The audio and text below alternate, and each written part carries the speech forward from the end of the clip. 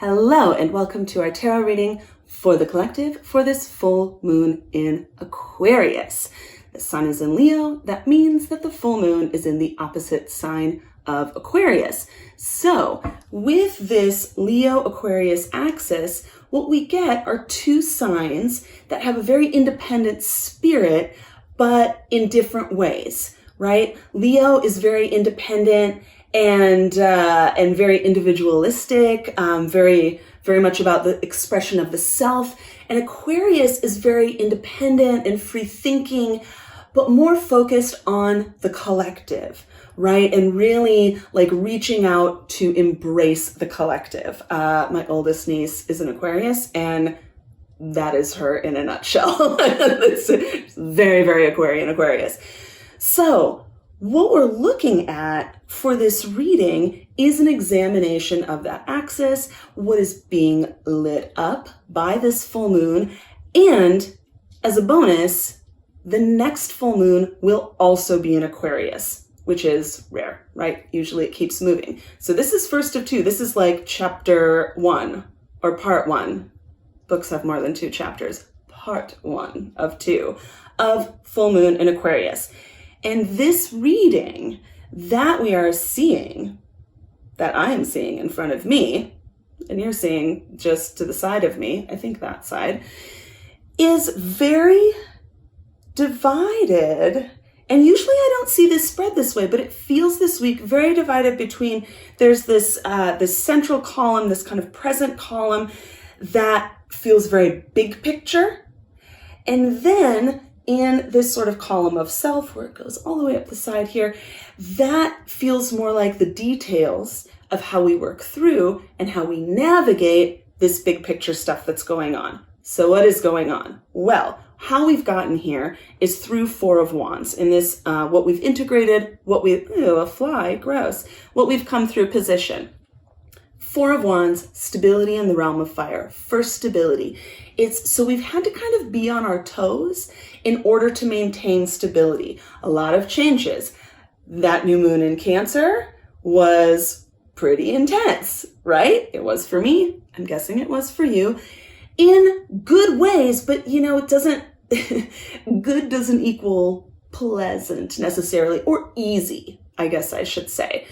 Some kind of big breakthroughs in very, very, very core family values, relational values, relationships that have meant a lot for a long time, right? And that has pushed us forward into this central column where we have the Fool with the Chariot in the very center.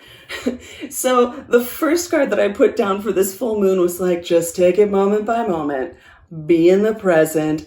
It's okay. Just let the information come through. Trust that everything that is coming through, everything that is being illuminated is for your greater good, for the collective greater good, because we're talking about an Aquarian moon, right? And then with the Chariot there, it's like, not only do you trust that, the ground's going to be there under your feet when you take the next step, but assistance does arrive. The Chariot is about recognizing and then accepting the help that comes to you, right? And it's associated with the sign of Cancer. So that to me is just a little wink, a little nod of like, hey, who in your core family, in your core family friend, chosen family group, really lit up for you? Who are you thinking about a lot? Who are you talking to a lot? Who did you reconnect with? Watch for that person or those persons to really show up for you in a very tangible way, right? The Chariot is, it's very direct sort of assistance, okay? Lovely. I love that.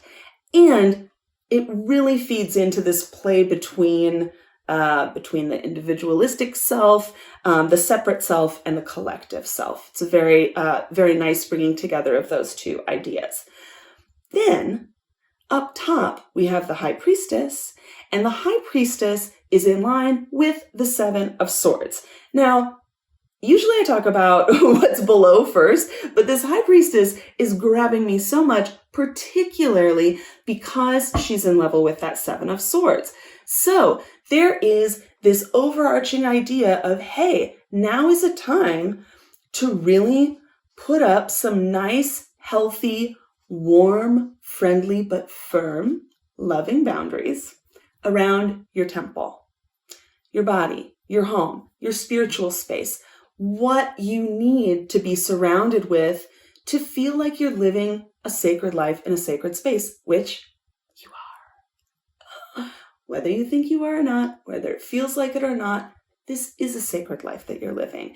And so getting some boundaries up around it will help you to really tap into that, help you to feel through it. The High Priestess also invites us to kind of go between worlds a bit. I feel like this fly that keeps flying in is really challenging me on this Fool card. I'm just going to throw that out there. Anyway, the High Priestess invites us to really go between worlds, right? And open up to communication other than verbal communication. It's associated with the moon, this kind of reflective, lunar, intuitive energy. And being in level with that Seven of Swords, that inner pole of the High Priestess gives us some much needed breakthroughs in our external communication. Okay? So sometimes we feel like in order to improve our communication, we need to be like bouncing ideas around. We need to be having these conversations. We need to talk it out. We need to practice it. And this reading is saying, no, for this full moon in Aquarius, draw it in, do your own processing, set up your own boundaries, and that is the key that is going to unlock this Seven of Swords, okay?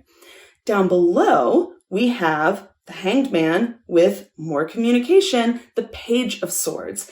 So these cards just inherently are very related in my mind. If they just out in the world, not in this spread, okay?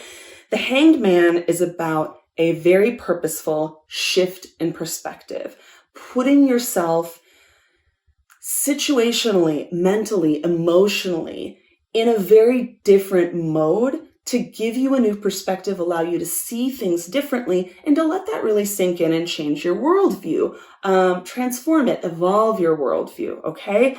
And the Page of Swords is Earth of Air. It's a fresh start. It's throwing out the old rules. Getting a new perspective is one way to look at it on your communication, internally and externally. Revising language.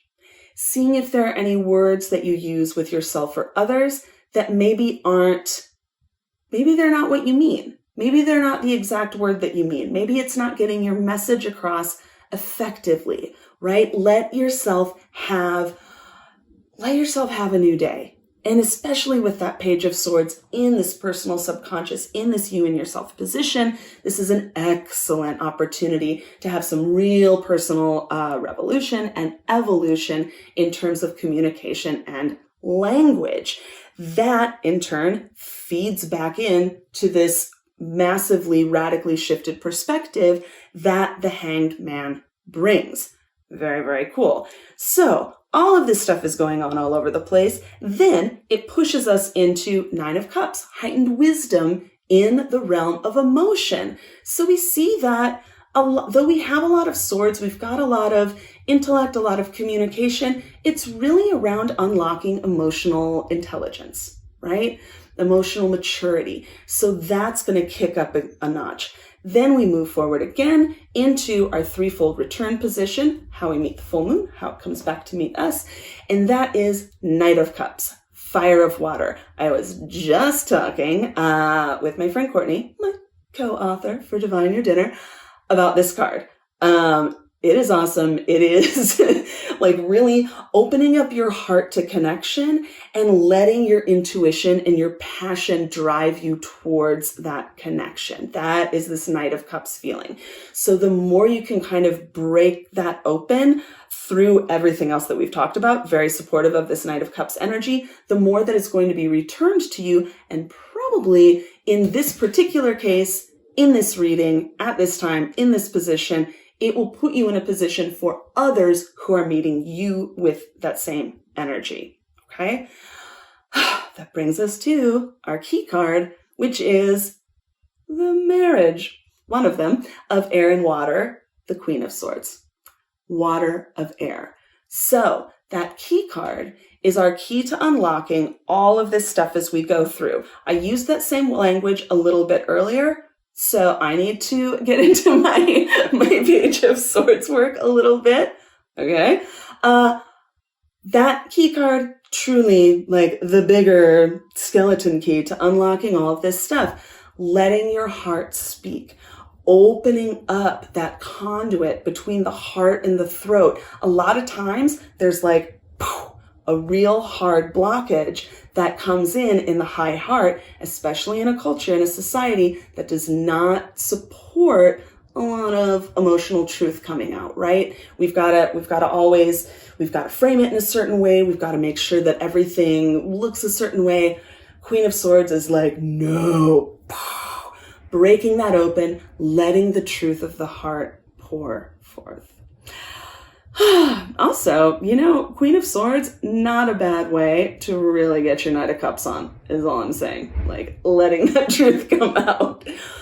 So, babes, that is our reading for this full moon in Aquarius. We will have a new moon in Leo, and then we will have another full moon in Aquarius, which is very, very exciting. Yeah. I don't know. Oh, I do know. Holy guacamole. I have a very exciting announcement.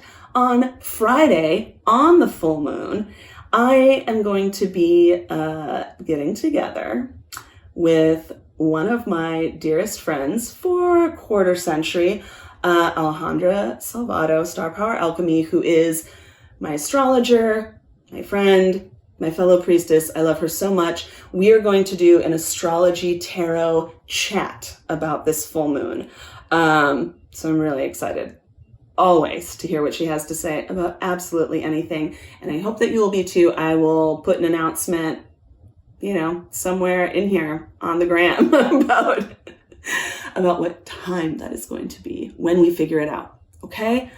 Have a wonderful day. Have a wonderful full moon. I will see you on the full moon, hopefully. And I love you. I'll talk to you soon. Bye.